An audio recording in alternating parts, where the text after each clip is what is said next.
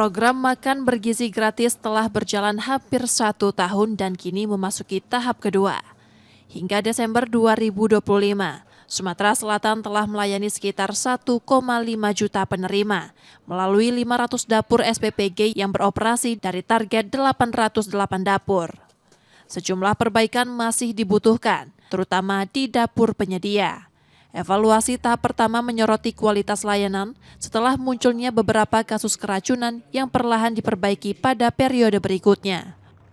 Sangat-sangat membutuhkan satu perlakuan khusus dalam hal penyelenggaraan SPPG karena berdasarkan evaluasi yang tahap 1. Ya, saya yakin di Sumatera Selatan juga akan lebih banyak lagi nanti, tapi dengan kesiapan infrastruktur pendukungnya. Karena bukan hanya SDM-nya, SPPG-nya, tapi juga kesiapan pasokan-pasokannya gitu. Dengan kualitas yang mulai meningkat, pemerataan jumlah dapur menjadi fokus selanjutnya.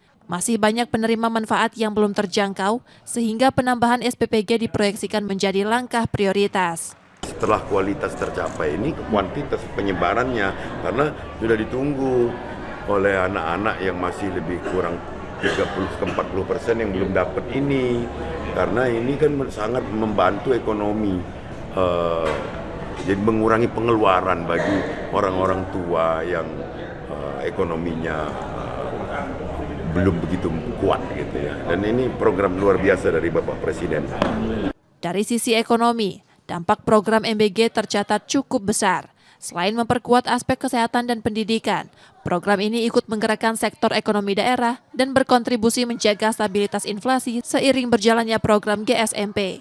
Muhammad Reza Pahlevi, Kompas TV, Palembang, Sumatera Selatan.